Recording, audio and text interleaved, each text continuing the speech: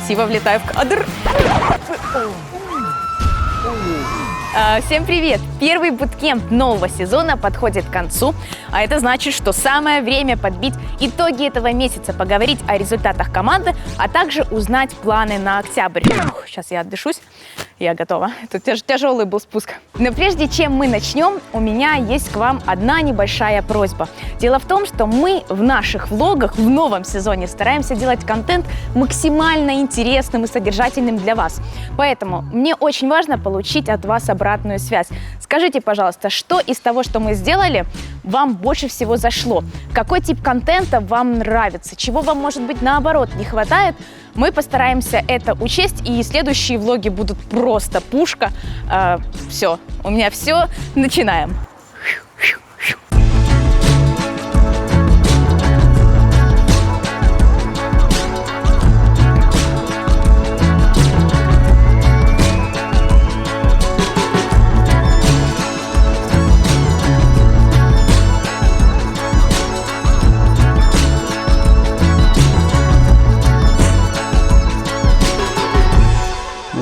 Провели мы уже целый почти месяц на буткемпе. Познакомились, как обычно, с ребятами.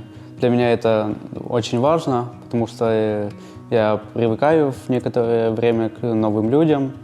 Вначале в среднем все как-то получалось через раз. То и хорошая игра, то плохая. Но с каждым днем все больше мы в реплее смотрели, сидели вместе, обсуждали за столом, что, как играть. Этот буткемп был очень важен с точки зрения тимбилдинга, чтобы сдружить, так сказать, ребят, сделать из них настоящий коллектив. Мне кажется, что с этой задачей на текущем этапе мы частично справились. Есть доверие друг к другу, есть доверие к капитану, есть достаточно плотное взаимодействие между тренером и командой, между тренером и капитаном, и, следовательно, между всеми игроками. Квалификация на мейджор. Получилось довольно-таки мало из того, что мы задумывали. Сильно на нас повлияла игра с Virtus.pro, которую мы проиграли первую, и перестали, так сказать, верить в свои стратегии, что ли. И начали выдумывать все по ходу квалификации, новых героев. И, собственно, не получилось. На тот момент мы точно были подготовлены не настолько хорошо, потому что у нас где-то не хватало еще стратегий. И те стратегии, которые мы пикали, как впоследствии показала практика, были не настолько эффективны. Мы подготовились намного лучше уже к минору и взяли этот слот, причем взяли достаточно уверенно.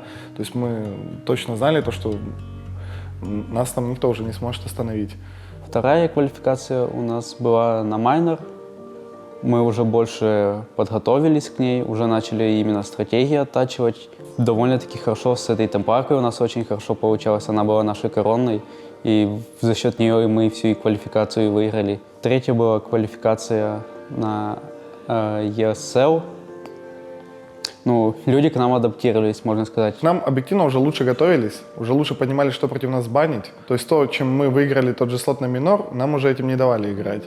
А что-то новое мы не успели натренировать, потому что, опять же, сразу на следующий день после квалификации на минор мы уже играем ESL. И нам, честно сказать, не повезло. Мы играли против ТФТ в первом раунде, Бо-1. Частично мы достигли определенных успехов, но точно так же есть противники, которые тоже не стоят на месте, они тоже к нам готовятся. Плюс у нас есть свои тоже слабые стороны.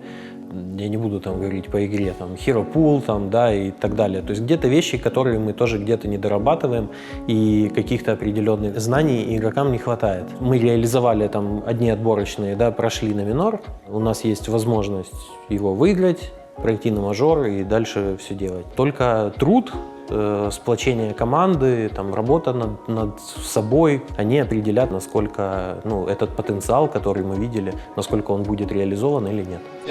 Пятого. Да нет, тебе не нужно было пуль. Ты по регену просил, я могу тебя отправлять на бан. Я взял клипа, я взял второй левел, ты агришь любого, погибаешь. По клипам, если агри можешь хилить, там реально дэмэдж, реально простите. Пошло достаточно все хорошо, можно сказать. Поедем на майнер, надеемся, наберемся опыта больше и в следующий раз уже пройти на мейджор. Даже вот сегодня, свободный день, мы использовали очень продуктивно. Мы сыграли много КВшек. Наконец-то добавили вот новых еще героев в пул, которых нам не хватало. Так как я уже говорил ранее, то, что наши предыдущие стратегии не работали, нам стали постоянно там, во второй стадии вот ту же темпларку банить, с которой у нас очень хорошо получалось играть.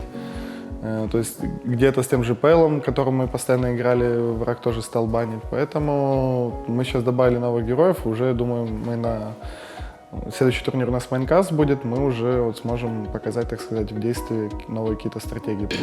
Он под ракетой. Даза умирает. Вот настоящий под ракетой, застанется. Вон сзади.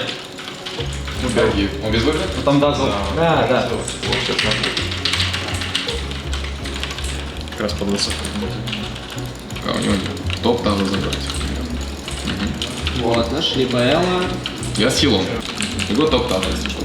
3 недели – недостаточный срок, чтобы делать однозначные выводы. Вот закончится буткэмп, у них будут тоже определенные задачи, которые перед ними поставит тренер, капитан и так далее. Я вижу, что мы играем на уровне. Видно желание, видно большую мотивацию у всех, и это уже хорошо.